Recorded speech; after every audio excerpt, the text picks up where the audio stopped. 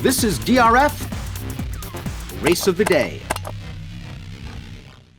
Hi everybody, Dan Illman here with the DRF Race of the Day for Thursday, July the 1st, and it is a good one. Let's throw up the field for race number 7 at Woodbine. It is the Grade 3 $150,000 Dominion Day Stakes. You can download free formulator past performances for this race on the Race of the Day event page at DRF.com. Access them, handicap along with us. Mighty Heart, the number 4, won the Queen's Plate last year. The 6, Belichick, won the 3rd Jewel of Canada's Triple Crown, the Breeders' Stakes, and you've got March to the Arch, runner-up in last year's Woodbine Mile, and a multiple graded stakes winner in his own right, and you've got a strong supporting cast. It is an excellent field. Perhaps a slight advantage to Mighty Heart as we take a look at the Timeform US pace projector. Mighty Heart went gate to wire in last year's Queen's Plate, and he's the kind of horse that likes to be close to the pace. And you'll note by that blue bar scenario that this race might favor horses on or near the early lead,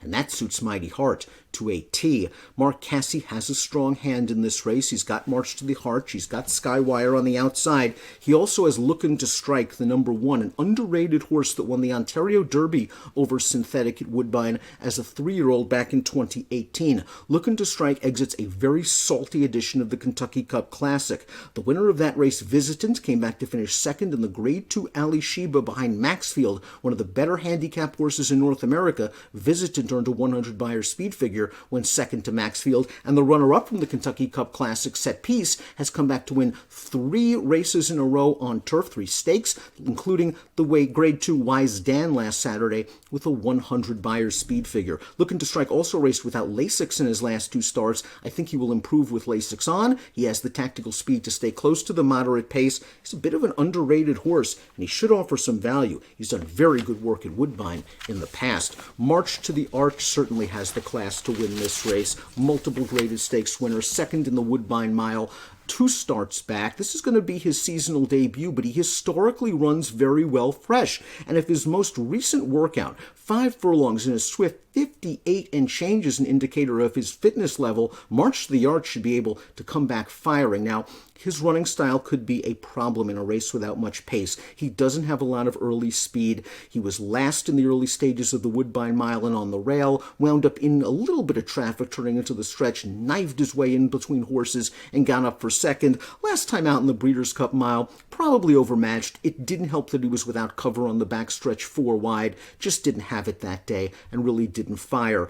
Good spot, I think, for March to the Arch to make his seasonal debut. Interesting spot. Hasn't run on synthetic in a while, but has done well on the surface in the past. And again, this horse always runs fresh. He should be charging in the stretch. Atone is the number 3, a Godolphin homebred. Godolphin having a sensational 2021 worldwide. That being said, Atone is going to have to improve. And he's lightly raced enough that we likely haven't seen his best race. Last time out at Arlington Park, it was a race on the turf. His first start off a little bit of a layoff, and he ran evenly. He's only competed in stakes competition once before. He was found wanting in that Grade 3 Tampa Bay on the turf. Atone runs well on synthetic, but he is going to have to take a step forward. Mighty Heart, the number 4, arguably the horse to catch and beat. He won the Queen's Plate in gate-to-wire fashion, as I mentioned, last year. And let's go back to his seasonal debut. He's been running very well in 2021 as a 4-year-old on dirt. This race is at Keeneland, and he finishes 3rd, but I think it's better than it looks.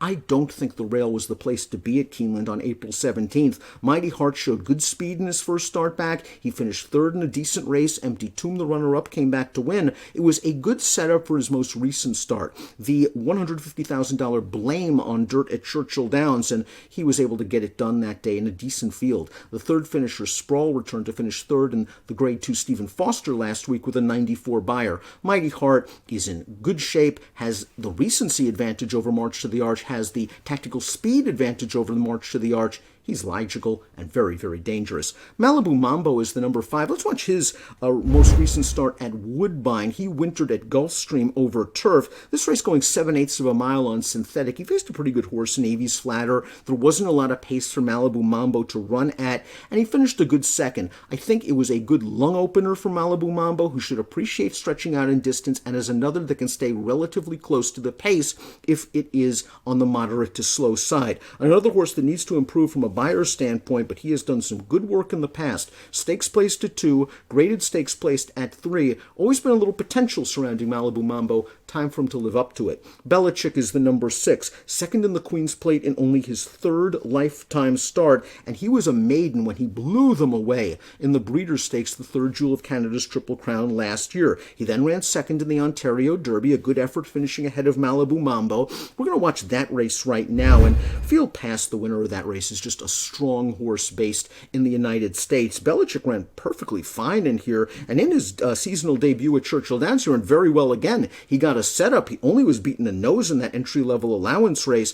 Belichick is another horse that needs a little bit of pace up front, but he's very lightly raced. He's paired up buyer tops in his last few. I'm expecting an improved performance from Belichick in his 2nd start of the year. Sky Wire completes the field, winner of the Grade 2 Autumn over Synthetic at Woodbine last year. He ran in the Kentucky Cup Classic last time out. He finished behind his stablemate, Lookin' to Strike, but again, he raced without Lasix in there. This is a horse that I think is really going to appreciate getting back to Woodbine's synthetic surface. He has a little bit more tactical speed than March to the Arch, and he's always been a solid and underrated horse. If you can run back to that 94 buyer from 3 starts back, perhaps he can be in the mix. You have to respect Mighty Heart from a pace standpoint, but I'm a big fan of March to the Arch. He runs well fresh. He's got a big bullet workout leading up to this race, and I think he's going to be closing at the end. He'll be my top pick in the Thursday race of the day, the Dominion Day. Best of luck.